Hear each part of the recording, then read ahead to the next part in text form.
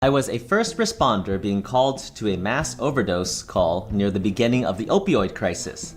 I thought we would be responding to a triage nightmare, but it turns out it was a bachelor party of a dozen guys who split a large cannabis gummy and none of them can cope with their high. How big was this gummy bear? Was this everyone's first time getting high?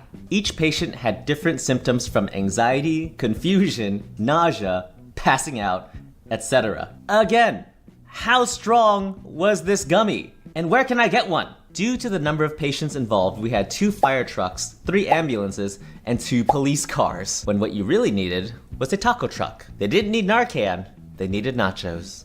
Needless to say, after a quick assessment of each person, everyone declined transport. Ah yes, nothing will sober you up faster than hearing the lights and sirens of a police car. Glad these guys are okay. Sir, you're losing a lot of blood. Can you hear me? Knock knock. Is now a good time? Not really. I'll be quick, it's urgent. Whatever. I can't help but notice your jacket isn't compliant with hospital code. What? Oh, no. And it appears it's not up to our hygiene standards either. I only got blood on my sleeve because I was talking to you instead of helping him. Like I was saying, I have to ask you to remove your jacket or risk getting a write-up. It's like 50 degrees in here. I'm freezing. I'd be happy to walk you to our gift shop where we are selling hospital-approved outerwear. Those are $100 each and they fall apart in 5 minutes. We recommend buying multiple so you're prepared. Look, I'm kind of busy here. Can we talk about this later? Our first impression on a patient is often the most important. He's not gonna have an impression if I can't stop him from bleeding. Well, please don't take that tone with me or I'll be forced to contact HR. Whatever, I'll change after this patient. Wonderful! Now, if you'll excuse me, I have some learning modules to send out from my heated office. Oh, looks like your patient's still bleeding. Thank you. That is so helpful. Hey, I just gotta get your vitals, okay? How you feeling? Hi sir, I'm back with your STD results. Yes? It looks like you got HIV. What? Chlamydia, gonorrhea, syphilis, and you tested negative for all of them. So, good news. Why would you say it like that? Wow! Oh, it hurts so bad! Why does it hurt so bad? Hey, charge nurse sent us out here for triage. Triage? What's triage? Oh, don't worry, ma'am. When patients are a little more stable, they come out here into the lobby with us until we have a room ready for them in the back. Lobby? As in waiting room? Yes. I called an ambulance so I'd be seen right away. That's not how this works. We're not a Disney Fast Pass. Well, I wish I would have known that before I booked. Is this the emergency room? Oh, sorry. I didn't realize you were with someone. I'll wait in the lobby. Oh, no, wait, what happened to you? I was shot, but she was here first. I could wait. Thank you. Finally, someone with manners. Hi, my name is Crystal. I'm here for a sore throat. Hey, I have a trauma alert. I need a room now. Rude. I was here first. 1 star for sure. Push. Since COVID, lazy patients want telephone appointments.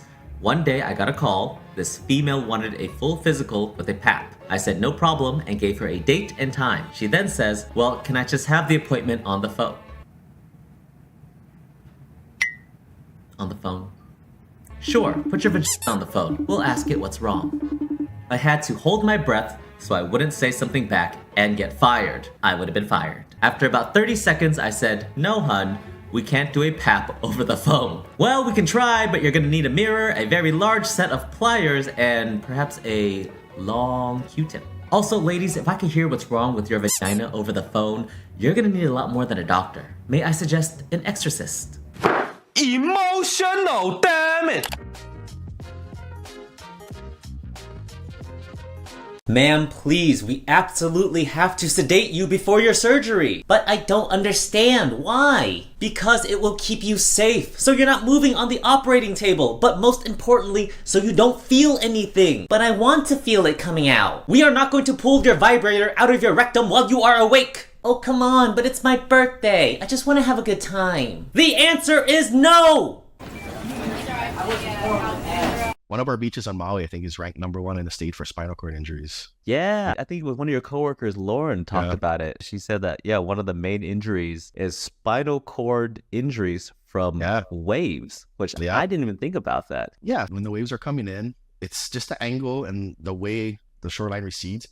It creates like kind of a lift and like a It really slams you to the ground. And when you don't know the ocean, anyone's first reaction is going to be to like stiffen up or like, when they're getting slammed, and you actually have to do complete opposite. You have to go completely loose as possible, let it slam you and just kind of roll with it. I think we're like in the 40s or 50s over like the last few years with spinal cord injuries from that one beach. That is so scary. You've heard it here first, guys. Tips from Rowan, the Maui ER. If you're in the ocean and a wave is coming at you hard, do not stiffen up.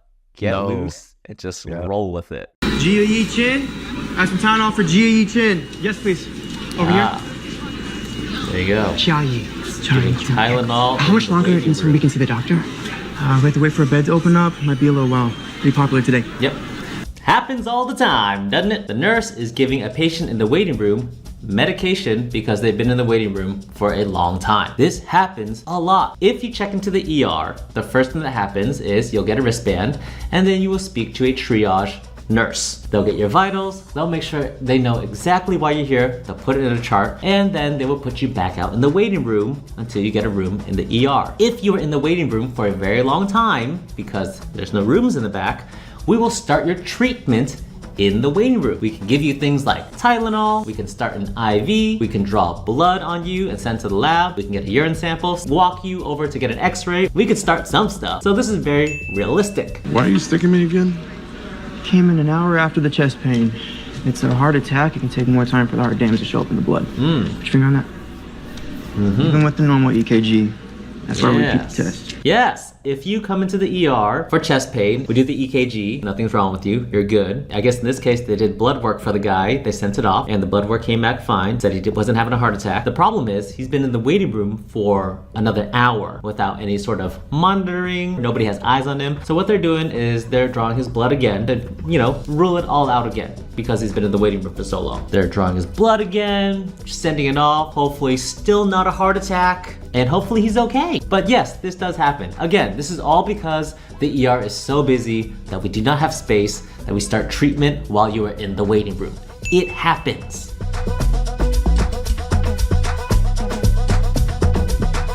Do you know how much they will pay a traveler to come out to Thermopolis, Wyoming? I do not know, but I do know about 6 months ago, they had an ER traveler that was making as much as I make in a month in a week. Yeah, that sounds right. A lot. But I think travel prices have come down a little bit. I think they're saying like $2,800 a month for where I'm at. But I'm okay with that. They're uprooting their whole life. As long as they do their job and are approachable, shoot, I'd pay them more if I needed to. I would die without my travelers, and I appreciate all of them as long as they're willing to work. If they're not, got no use for them. And I pretty much just say, do your job. And they do it around me. So you don't feel like it's hard for them working in a small rural area, especially if they're coming from a bigger city? I think it has its frustrations, and some of them don't like it. But I think as a whole, especially at night, everybody gets along really well, and we take care of each other, and that helps. Because I think a lot of places, travelers don't really get taken care of. Okay, sir, can you tell me where you're feeling this 11 out of 10 pain? Yeah, my lower back is kind of achy. I think I lifted a box wrong or something. I thought you said your pain was at an 11. Yeah, it really hurts. So this is the worst possible pain you could ever imagine. So much pain that you literally broke the pain scale. Okay, maybe a 10. So you still think this is the maximum amount of pain you could possibly be experiencing? Fine, it's a 9, but I won't go any lower. I'm not asking you to go any lower. I'm asking you to be honest. You're obviously not feeling a 10 right now. Okay, if we're being honest, the pain has gotten a little better, so it's looking more like a 6. So let me get this straight. Your pain started at a 5. Then when you couldn't get a room, it shot up to an 11. Now that you're in the room, it's back down to a 6. Should I be expecting any more convenient changes to your pain levels? That depends. What number do I need to say to get some Vicodin? Overall, baby looks healthy. Try to sleep when the baby sleeps, and we'll see you back here in a week. I have a question. Sure. Just to clarify, how much formula should I be giving my wife to make sure she's making enough breast milk for the baby? You're asking how much formula to give your wife? Yes. The formula is for the baby. Yeah, I know. It will be, eventually. As soon as my wife drinks it and turns it into breast milk. No. Your wife doesn't drink formula. Of course not, right now. But since we have a baby, I want to make sure she's making enough breast milk. No, sir, you're not getting it. Your wife doesn't need formula. Not now, not ever. Oh, okay. I get it. Okay, good. She doesn't need any formula because she's already making enough breast milk. No, that's not it at all. Okay, look, I think you're making this a lot more complicated than it needs to be. Just give me a number, okay? 10 ounces. Too much? Too little? Sir, it's not a matter of a number. 6 ounces? No, listen. Blink twice if it's 4 ounces. You don't understand. There is no... He blinked. He blinked, honey. It's 4 ounces. Mrs. Price, will you please talk some sense into your husband? You told her to sleep when the baby sleeps. Right.